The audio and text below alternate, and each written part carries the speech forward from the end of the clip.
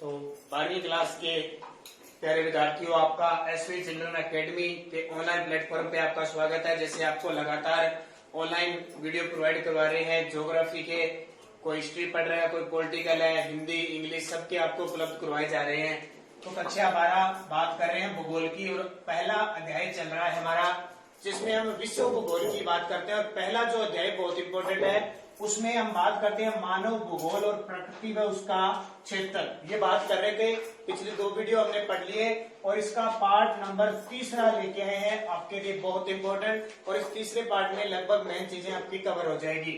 तो टॉपिक है मानव भूगोल व मानव भूगोल का विकास कैसे हुआ, कैसे उत्तरोत्तर मानव विकसित होता गया और उसका विकास कैसे हुआ। तो 3 प्रकार से उसका विकास हुआ।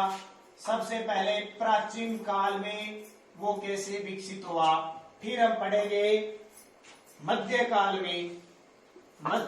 में, और फिर हम पढ़ेंगे आधुनिक काल में मानव का विकास कैसे हुआ, कैसे मानव भूगोल का विकास हुआ। 3 प्रकार की गाइडलाइन से पढ़ेंगे। सबसे पहले प्राचीन काल की बात करें तो प्राचीन समय में भारत में, यूनान में, रोम में, मिस्र में सभ्यताएं विकसित हुई। पढ़ते हैं ना, भारत में सिंधु घाटी सभ्यता, हड़प्पा सभ्यता, कालीबंगा सभ्यता, यूनान की सभ्यता है, जैसे रोम की सभ्यता है, मिस्र की सभ्यता, ये सारी सभ्यताएं पढ़ते हैं। सबसे पहले यहाँ धीरे धीरे विकास होना शुरू हुआ। और ये क्या करते थे, ये प्राचीन समय में क्या करते थे, प्रकृतिवादी थे, यानी पूजा करते थे। देखो, पूजा, वृक्षों की पूजा करते थे, पीपल, नीम, जैसे कोई भी वृक्ष आ जाता है, जैसे ठीक है, उनकी पूजा करते थे। वेद ग्रंथों की, सूर्य की, अग्नि की, इन सब की क्या करते थे, पूजा करते थे। पशुओं में बैल की, गाय की, इनकी ये पूजा किया करते थे। प्रकृतिबद्ध थे, कोई भी काम किया जाता था तो इन प्रकृति की जो चीजें होती थी, चाहे पशु हो, चाहे वृक्ष हो, चाहे कोई वेद ग्रंथ हो, या कोई बड़ी धार्मिक चीजें, उनको साक्षी मानकर ही ये काम है किया करते थे। अब इसके बाद में बात करें प्राचीन काल की सारी घटनाओं की, तो 3 काल में बांट दिया। मैं एक बार सिर्फ आपको प्राचीन काल के बारे में बता रहा हूँ। तो प्राचीन काल में एक व्यक्ति आते हैं, हेरोडोटस, इसे कहते हैं मानव के इतिहास का जनक, विश्व के इतिहास का जनक इसे कहा जाता है। इस हेरोडोटस को कहा है। इसने क्या है, क्षेत्रीय व्यवस्था, समय सारणी, ग्रंथ, सबों का अध्ययन किया। इसने बहुत सारी बातों का अध्ययन किया, चाहे वो क्षेत्र संबंधी हो, चाहे संस्कृति संबंधी हो, चाहे प्राचीन अवशेष संबंधी हो, सबकी। इसलिए इसको विश्व में इतिहास का क्या कहा जाता है, जनक कहा जाता है। एक व्यक्ति और आता है हेकेटियस। इस हेकेटियस को मानव भूगोल का जनक कहा जाता है। किसका कहा जाता है, भूगोल का जनक कहा जाता है इस हेकेटियस को। तो दोनों बातें, हेरोडोटस और हेकेटियस। अब हेकेटियस को क्यों कहा जाता है, क्योंकि इसने सृष्टि की क्षेत्र की भौगोलिक जानकारियों का अध्ययन किया।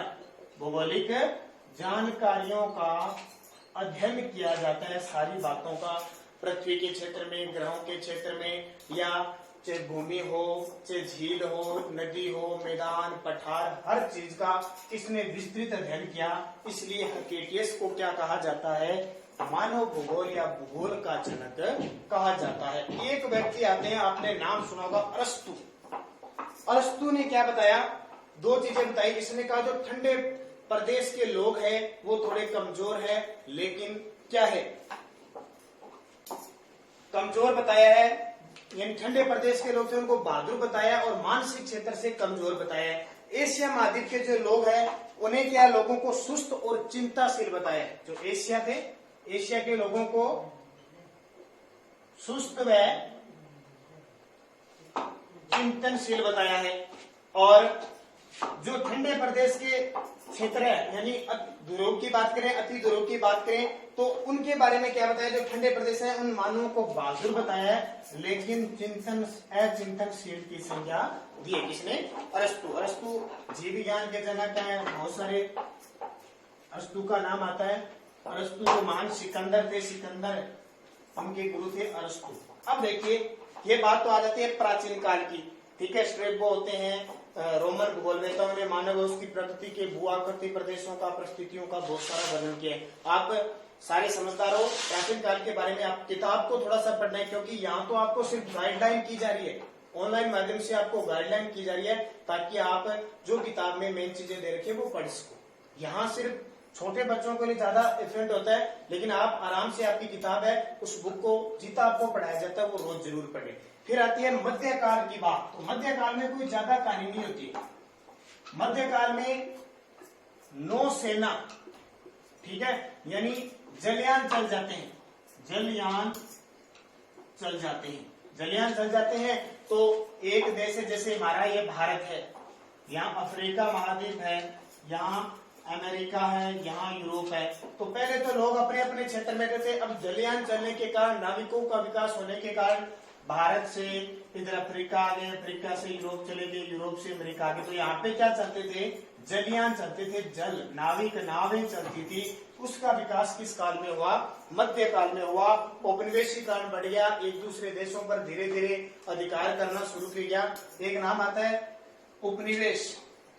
उपनिवेश क्या होता है? जब एक देश दूसरे देश पर अधिकार करके उसकी राजनीतिक, सामाजिक, सांस्कृतिक, आर्थिक क्षेत्र पर अपनी सरकार चलाता है, अपना अधिकार करके अपने तरीके से चलाता है, वो उस देश का क्या होता है? उपनिवेश होता है। जैसे हम अंग्रेजों के क्या थे? इंग्लैंड के क्या थे? उपनिवेशिक राज्य के रूप में हम थे। तो ध्यान रखना।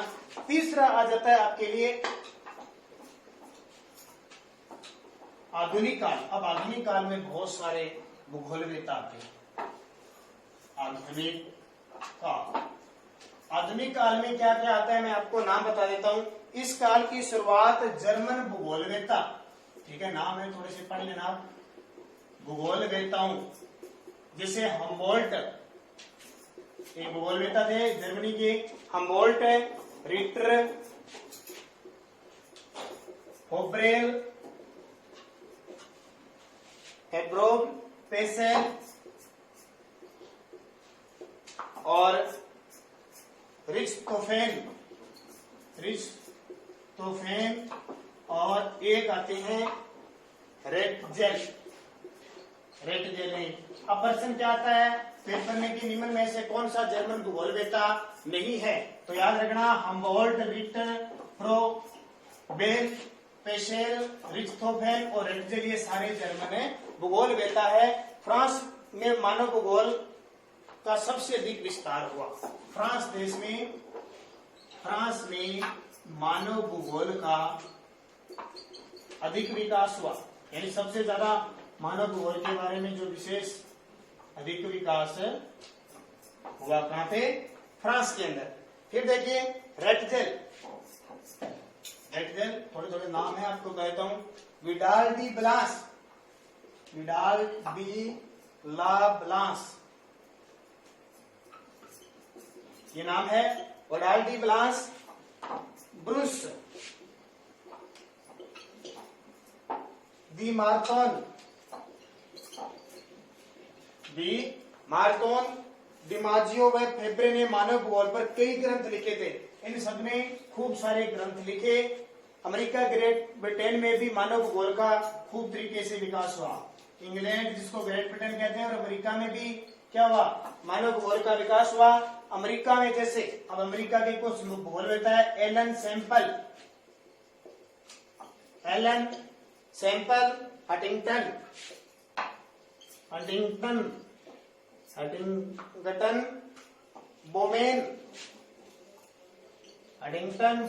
और कार्ल सार्वर